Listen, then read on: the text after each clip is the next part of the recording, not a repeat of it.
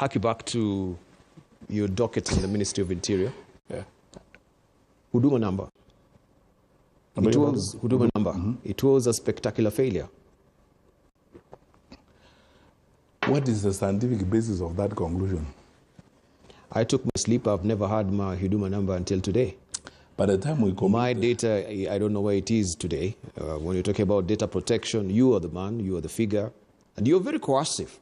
And you're saying that if we don't pick up this number, if anyone in this country does not have an Huduma Number, he will not be accessing services from government.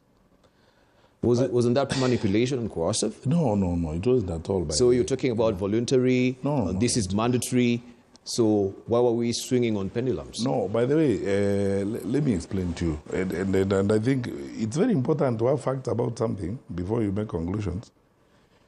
The intention behind the Huduma Number registration, the tragedy is that this administration did not complete that, and they started innovations around it, and I'll explain to it if you give me time, was to create what we call a single source of truth, a UPI, a unique personal identifier for everyone, so that you aggregate all the data sets we have from the births and deaths, registration of IDs, the driving licenses, passports at immigration, and so on.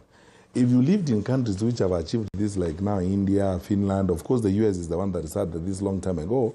In the US, you are given something called a social security number. Yes. With a social security number in any office you go, once you give your social security number, your details are very easily accessed and you can get services easily. Someone doesn't have to send you home to bring your ID, your driver's license, your birth certificate, and so on, because all that data and information is available in a single file that you will get when you give your social security number.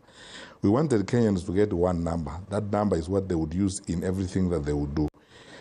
But the government invested very heavily in the resources of integrating the data sets. And actually we did, because there are people who have an Huduma card. I have one. And we did 13 million of those cards. In other words, the process was meticulous in integrating the data sets. Once we get all your data, as DBAL, we give you an Huduma card and a number. We even acquired our own capability through our security agencies to produce those cards and to produce those numbers here in Nairobi.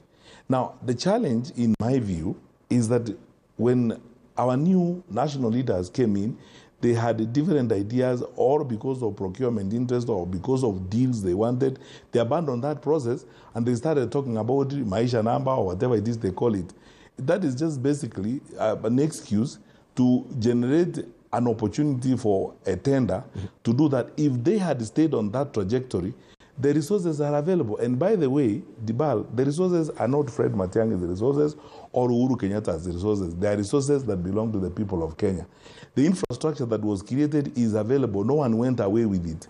And I'm told that even when they came into office, they were briefed about that, they inspected those resources, and the infrastructure is available. Why they have not completed that process, I frankly do not know.